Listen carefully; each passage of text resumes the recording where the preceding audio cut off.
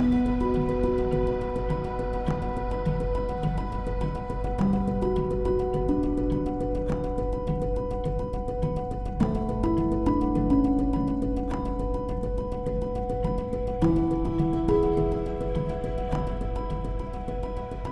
what the Bitterroot Climate Action Group is. It's a nonpartisan network of folks who care and are trying to see what's going on and what can we do. I'm really excited to gather in community and to have conversations about what's going on in our community and how we can pull together to make this a place that's very resilient and very sustainable in so many different ways. Me going to this forum was an opportunity to listen to the experts and learn a little bit more about climate change and things that we can do. It's absolutely important to normalize having these conversations. It's happening around us. We have to come together, whether you are a land manager or a fishing guide or a bank teller or whatever it is. You live in this valley and need to understand what's going on. Talking about it openly is hugely important.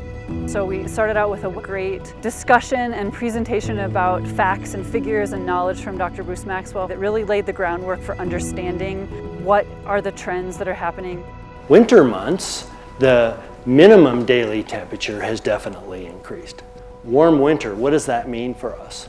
Well, warmer winters is probably one of the things driving pine beetle attacks. We get winter annual weeds that increase, like cheatgrass.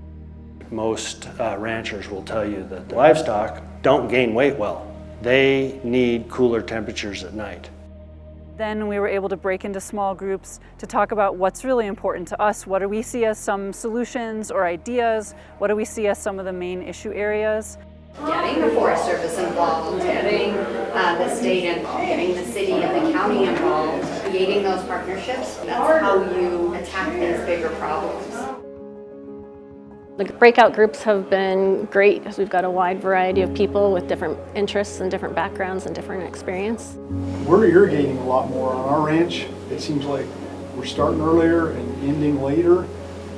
So we're putting more water on our crops, but it sounded like Dr. Maxwell was talking about maybe get more water back into the streams and the river. So I'm not sure how those balance out. We're willing to listen and learn and hopefully make some changes for the better. One of the primary issues that I'm seeing in the community is just the change in water use, the move from agricultural to consumer and residential, the significant increase in the number of people that are using the water as well. How important it is to manage water in a serious way with data and measurements and knowing who's using water and who isn't. Our forests across the West have been experiencing a 20-plus year drought. And with that, we are seeing the increase in insects and disease, and they're causing a lot more damage and mortality now. One thing that Dr. Maxwell talked about was, keeping agriculture, farming, and the beef industry a little more local. And instead of sending cattle to feedlots in Nebraska or somewhere, we've got to figure out how to market our animals more locally.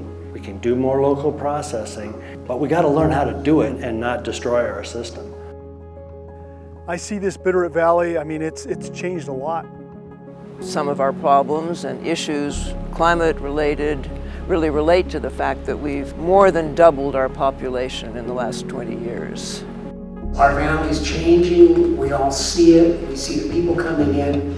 If we have a long-term plan, then that kind of also helps us all know where we're going. We all know now that smoke is bad for you in ways we did not really understand 40 years ago. But that's going to be an increasingly front issue, especially for children and elders. As ranchers or agriculturists, we have a responsibility to leave the land as good or better than we received it, and if more ag producers can get involved, that will be helpful overall for all of Montana and the Bitterroot Valley for sure. To me, it's really important to have gatherings like this. The value is in the reconfirming that we're all neighbors with each other, hearing what other people have to say or what they think, and maybe not even realizing that that was an opinion that was out there. The value of gathering is the gathering itself. Even if we don't all agree, at least we're talking about it. You know, something like 70% of the population is concerned about climate, and under 35% have had a single conversation in the last year. If everybody who was here today talks to one other person, that's a big deal. Climate change impacts all of us, and we have to start having those difficult conversations and listen to each other and be open-minded to start coming up with ways that we can work together as a community.